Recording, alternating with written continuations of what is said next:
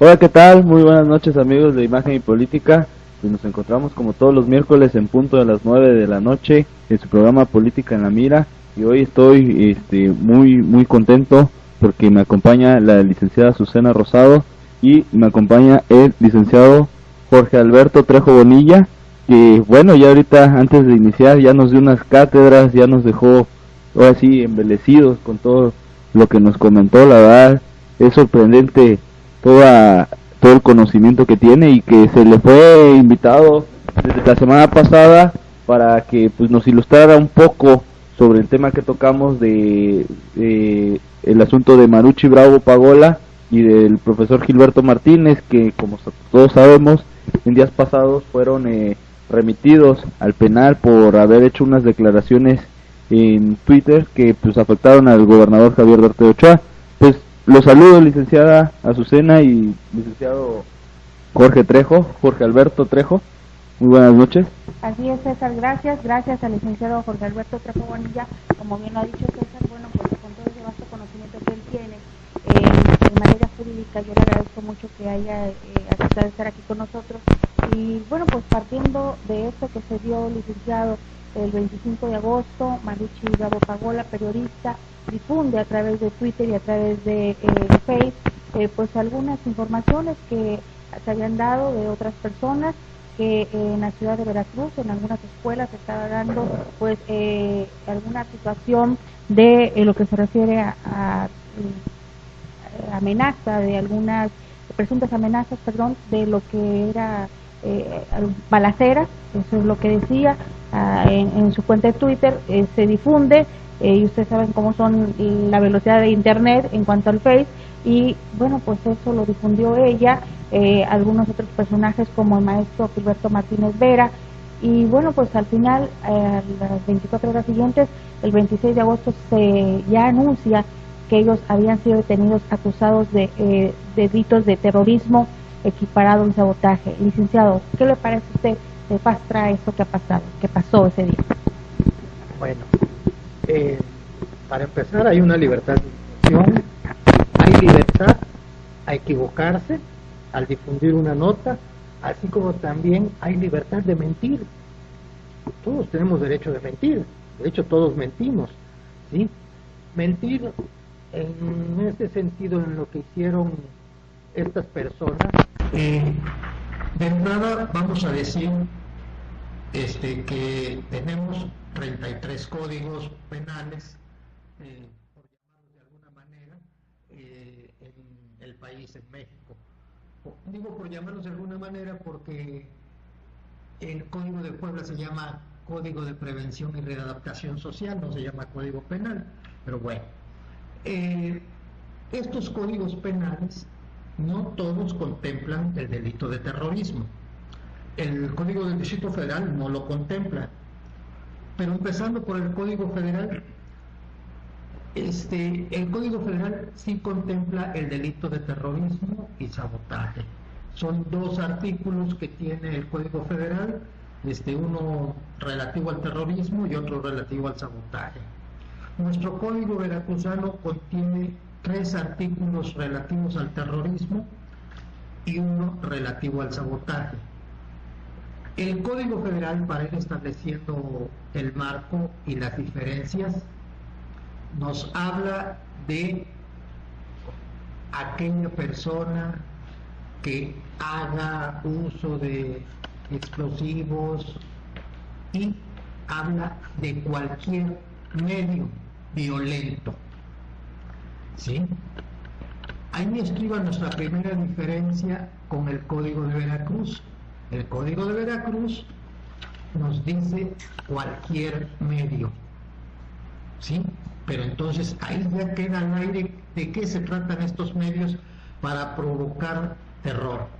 De hecho, el terrorismo, más allá de ser un delito, es una conducta mundialmente, no es privativa de un lugar, es mundial para lograr obtener o conseguir fines. De hecho, eso lo vemos, por ejemplo, en guerras, en San Salvador, en Nicaragua, cuando se dan estos actos, ¿no? generalmente son bombas molotov, son granadas que se avientan, eso pues, podría... Sí, para estar alarmando y provocar terror en la población, ese pánico que no sepan qué va a suceder, que los obliga a estar encerrados. El último ejemplo grande pues fue el del septiembre 11 del 2001 en los Estados Unidos, se lo acreditaron a Al Qaeda, la destrucción de los aviones que estrellaron contra las Torres Gemelas, pero sistemáticamente en el mundo ha habido terrorismo. Por no salirnos de América, en Uruguay, en Argentina, antes de la época militar o durante la época militar, estuvieron los terroristas, los tupamaros, en Colombia las FARC, disfrazados de ejército, en Salvador, en Nicaragua, Contras, en fin, una serie de grupos cuya misión era implantar terror en la población civil para la consecución de sus fines, legales o ilegales. Sí, eso depende del punto de vista de cada lugar y de cada fracción por la cual luchaban, pero eso es el terrorismo.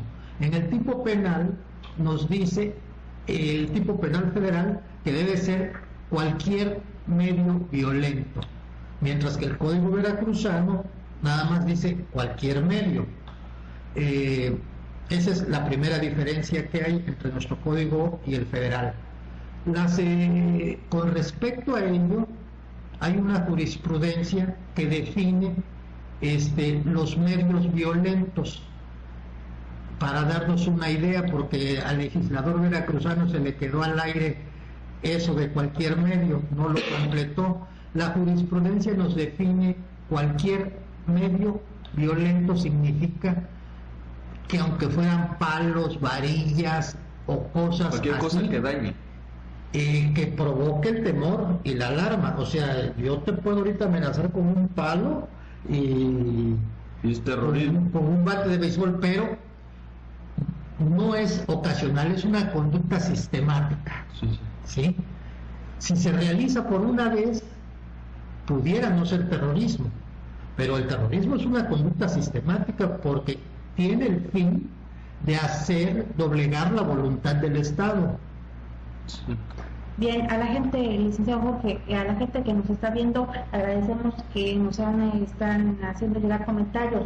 Gracias a la doctora Reinaga y a Miguel Rivas. Dice, la eficacia de las redes sociales radica en que tu mensaje llegue a personas interesadas en leer tus ideas, y si no sería como hablar solo.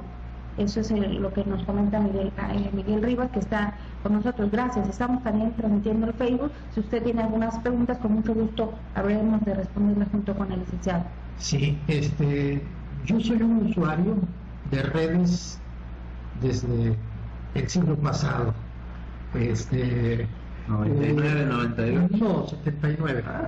En Coyoacán para Antonio Carrillo Flores. El programa quedó archivado. En 2001, una amiga, la licenciada Ivonne Chávez Sámano, lo rescata para llevarlo al contexto social. El programa Redes lo lleva al contexto social, se convierte en redes sociales. Era de delegada de Coyoacán, María Rojo. Entonces, en 2001, me habla Ivonne, me dice, oye, aquí está tu nombre en este programa.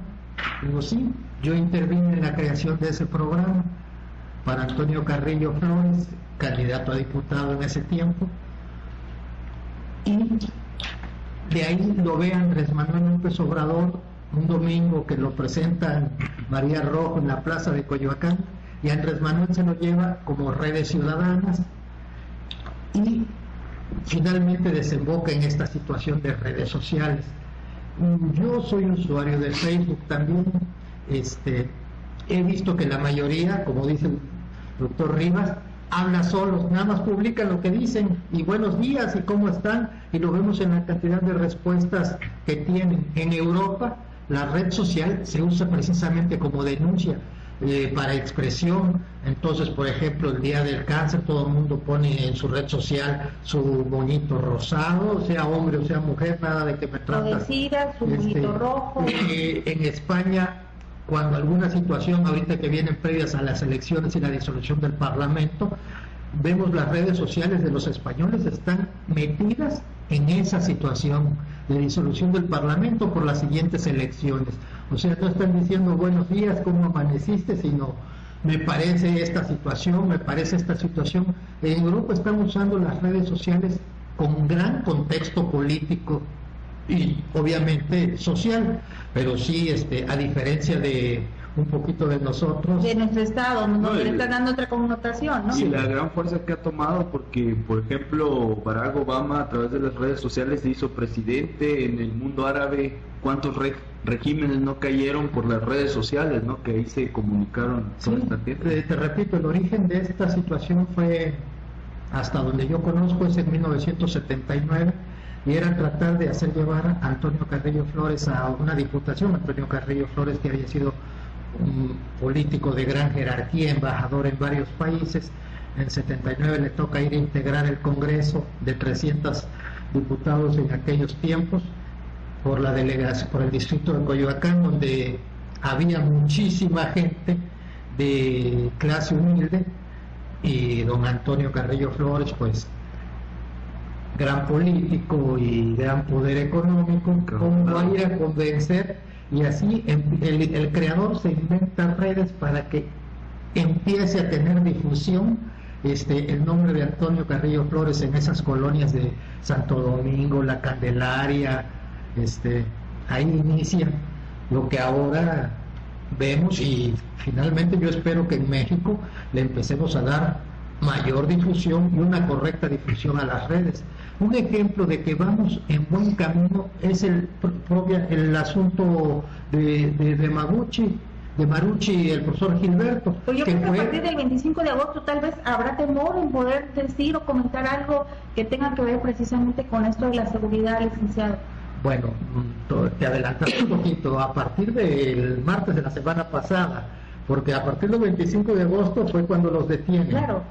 Ahí en el proceso quedamos que el Ministerio Público rápidamente se allega de elementos, encuentra indicios de culpabilidad, remite al juez, el juez también encuentra elementos de convicción e indicios de culpabilidad y gira la orden de aprehensión, ¿sí? Pero refiriéndome a las redes antes del proceso, es las redes sociales quienes no solo a nivel Estado, no solo a nivel nacional, sino a nivel internacional, empiezan a presionar al gobernador Duarte de que estas personas son inocentes de esos delitos que se les acusan. Yo creo que sus abogados, no tengo los detalles exactos, pero aparentemente el viernes pasado era la audiencia constitucional de la solicitud de amparo que ellos habían ejercitado para obtener su libertad, porque un juez federal iba a decidir si había elementos o no había elementos suficientes para ser acusados por terrorismo equiparado y sabotaje. Y entonces eso es lo relativo a que fundamentalmente sí funcionó en favor de ellos, porque generó una gran presión sobre el gobernador Duarte las redes sociales. Genera tanta presión que yo creo que por un lado la presión y por el otro lado la almohada le dice: Javier, te equivocaste, no son terroristas, no hay sabotaje. Y muy a pesar de que su secretario de gobierno, cuando se les otorga la orden de aprehensión, dijo: estos no son tuiteros, son terroristas. Y en las redes sociales incluso también, hasta se dijo que por 30 años podrían pasar en la cárcel, ¿no? Es la pena máxima que se le impone al castigo de terrorismo. Pero regresando a redes sociales, decían: yo también soy Twitter terrorista, entonces en son de burla y en son de protesta. Y cuando al gobernador Duarte la presión internacional le llega, y también por ahí alguien le había dicho: despierta, estos van a salir libres con el amparo, se les ocurre, ahora sí lo que comentaba César, que el Poder Judicial y el Poder Legislativo no son independientes. Hacer un delito menor que es el al que te referías con la libertad de expresión, un delito menor para que se acogieran a dicho delito y salieran libres. La ley Sí. de perturbación del orden público, de eso que se conoce ya. Lo que conocemos como la ley de perturbación del orden público es un agregado al Código Penal veracruzano que generó el nuevo delito de perturbación del orden público. Algo así como que primero te agarro, te castigo y después hago la ley para castigarte, ¿no? Fue lo que en este caso hizo el gobernador Duarte. No, yo más bien creo que se equivocó de cabo a rabo, y cuando hiciste gran escándalo y el juez federal los va a liberar a pesar de todo tu escándalo, entonces tapa tu escándalo. Y para tapar el escándalo es que se les ocurre un delito menor para que los acusados se acogieran a ese delito menor, pero muy bien por ellos, no quisieron. Y dijeron, nosotros, sin acogernos, nosotros vamos a salir libres, ¿no? Vino ahí el desistimiento del gobernador de decir, bueno, pues me equivoqué, la regué, porque incluso se hablaba que ya el caso estaba perdido. Había por ahí alguna situación que se le fue de las manos desde el punto de vista legal. Y bueno, el hubiera no existe, ¿sí? Pero sí había grandes probabilidades, acorde a la letra de la ley y acorde a jurisprudencia emitida, que no iban a ser considerados ni terroristas ni sabotaje por los actos que realizaron. Entonces el juez federal tenía muchas probabilidades de que les otorgara la suspensión del acto reclamado con la libertad. Entonces ellos también, es verdad, no se acogieron al nuevo tipo penal, lo que obligó, para seguir tapando más la desgracia y haciendo más grande el agujero del error, a que el Ministerio Público retirara la acusación y se les otorgara el perdón judicial. Esto nos lleva a algo: si en verdad eran terroristas y quedamos que el terrorismo y el sabotaje son delitos que ponen en peligro la seguridad del Estado, ¿cómo es que a dos delincuentes tan peligrosos que pudieran desestabilizar el Estado, el Ministerio Público les otorga el perdón, y a Juan de a pie, que comete un robo famélico, lo tienen encerrado en el Cerezo todavía sin dictarle sentencia?